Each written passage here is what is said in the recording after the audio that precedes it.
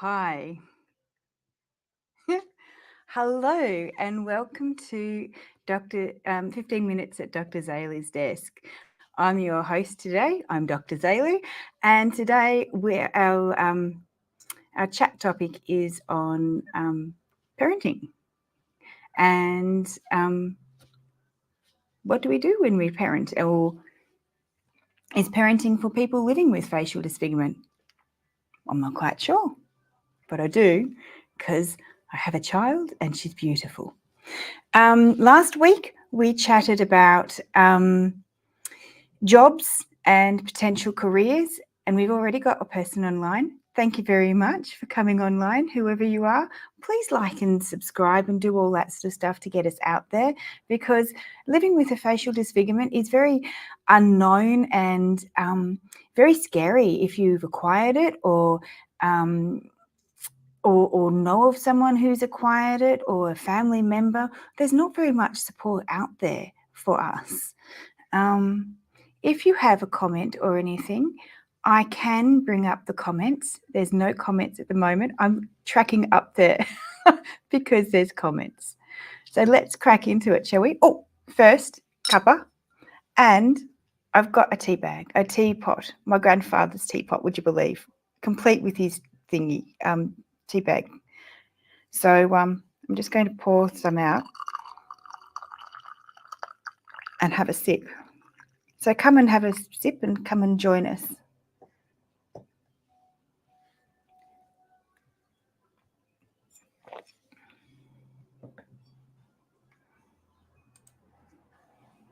So you want to be a parent. How do we do this? Well, the good old-fashioned way, I think. But, being a parent, regardless, is quite scary because, the world that we live in now is not necessarily the world that we were brought up in. And, when is it good to have a child? I don't think there's any particular good time to have a child, but people living with facial disfigurement or living with a visual difference, we might have a few more hurdles to knock over or come across or something like that, because it'd be good if you were a hurdler, an Olympic hurdler, and you could just go boom, boom, boom, boom over them. But I'm not that. I'm one of those people who like to step over the hurdle or knock it down if I could and then step over it. We've got other additional issues such as hurdles such as being stared at. Is your child going to be stared at? Is your child going to be avoided? Is your child going to be potentially bullied because of the way that you look? Either parent looks, mum or dad looks, or whether or not they have a facial disfigurement themselves. If you have or know that your syndrome, your facial cranio syndrome can be passed on, I'm sure sometimes there is, some genetic counselling and genetic testing that you could go and research into if you're going down those lines to see whether or not you carry the gene, whether or not you're going to pass it on to your child, whether or not you'd like to pass it on to your child, what would that mean for your child, and all those other questions. But it's good to keep in mind, though, we have it in ourselves. Bullying happens for a myriad of reasons. Perhaps you haven't got a facial disfigurement and your child has got a facial disfigurement, which we will get to in a minute. But regardless, you might have been the fat kid, you might have been the skinny kid, you might have been the flat-chested girl, you might have been the freckles or the kid with the carrot top. The children and adults will pick on anything that they just happen to think of. But remember that some of us have been there ourselves and been bullied and stared at and everything else, and that's not a reason really to have a child, not have a child, especially if you want one. You have the resilience within yourself to be able to support your child and support you. First of all, you've got to acknowledge your feelings. Yes, it's tough and all that sort of stuff. But you've got the resilience and you've got the know-how to actually get the help that people need or the children need or yourself might need. Have a go. It's worth it. So what do I do if I find out my child is going to have a facial disfigurement? Whether or not she's going to be birthed or they're going to be birthed with it. Acknowledge your scare, acknowledge your feelings and label them, because labeling them is half the problem. If we don't label our feelings and acknowledge our feelings, you know what? They just get shunted down and stay down.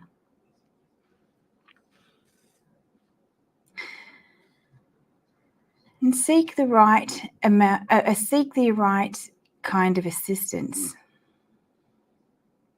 Medically, professionally, spiritually, emotionally, for all your family members. You might have a child, or for instance, in my case, my mum and dad had a beautiful newborn bubba, and then 10 days later, bang, the car accident happened. I was whisked off to the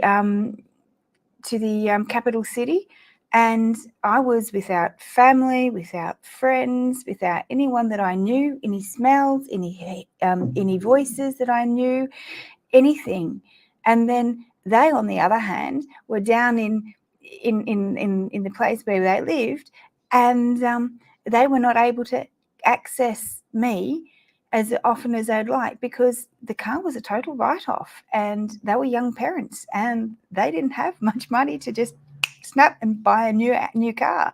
They didn't have that sort of money. And plus, my mum was, had her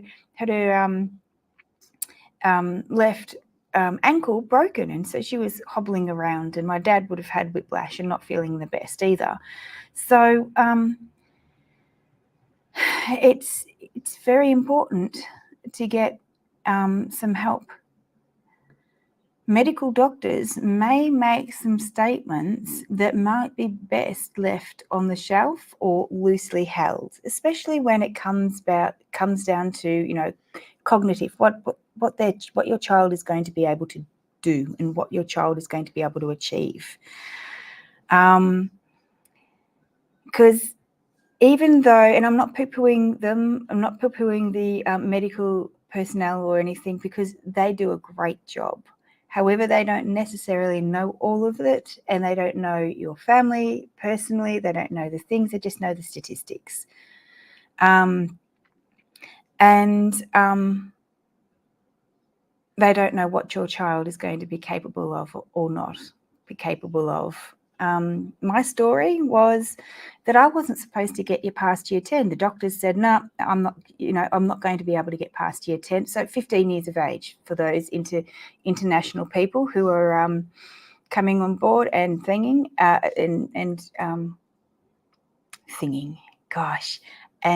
being with us today or afterwards of live. I was 15 years of age, and they said, no, I'm not going to have the cognitive ability. I'm not going to be able to think if I could get past year 10. In year 10, I was an exchange student to Denmark, so I still speak a little bit of Danish.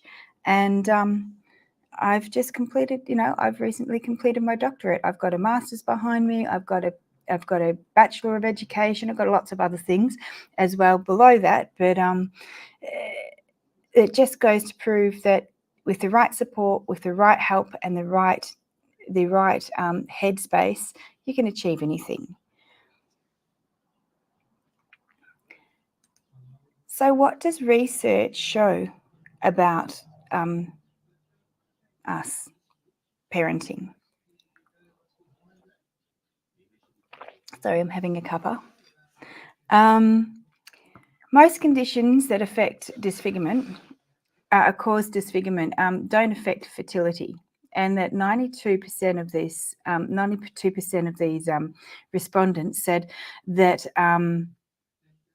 their condition didn't affect their ability to have a child. However, this 92%, more than 3/4 of them said that their disfigurement had impacted on their decision to whether or not they were going to have a child or not.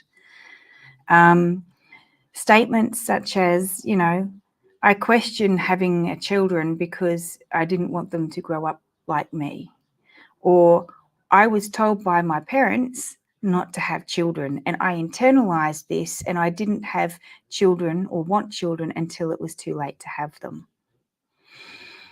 Half of the respondents had said that they had children, and 13% of this half said their children had disfigurement themselves, so it was obviously congenital. And then some reported that other parents had bullied their child because of their parents' appearance. So this is okay to have in the back of your mind, but as I said, there are ways and means around these things. Anti-bullying policies and all that sort of stuff. We have to advocate for them and that sort of thing. So, as I keep saying, it's okay not to be okay. So if any of this has triggered you today, please just take a breath. Let's do box breathing. Box breathing is 4 in through your nose, hold for 4, breathe out through your nose for 4, and hold for 4. Should we do that together? 1, 2, 3.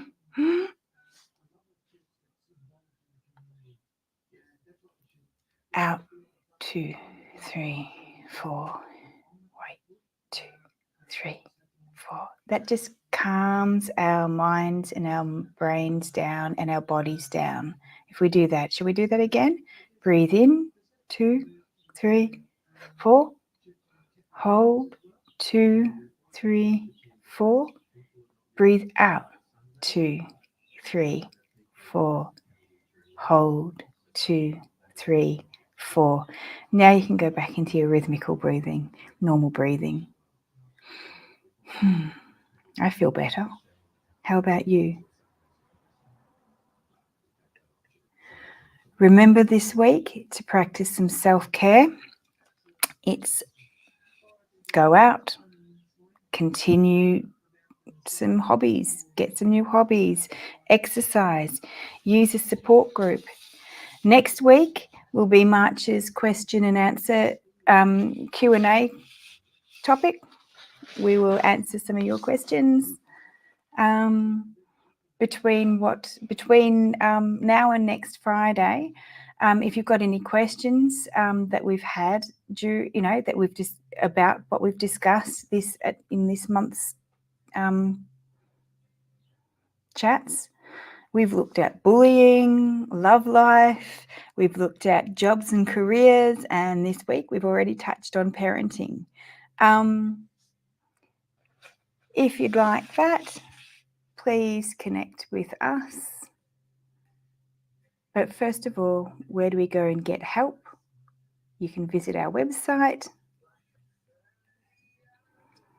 You can download our free self-help guides here. Or you can connect with us on inquiries at karibuanawim.com. As I said, next week we've got our March's question and answer time because it's the last Friday of the month, and every last Friday of the month we will do Q&A time. So if you've got any questions, please email us or write them down. Remember to like, subscribe, and share this channel, or whether or not you're looking at us on Facebook, LinkedIn, or YouTube. See you next week. Hope you have a very good week. Bye.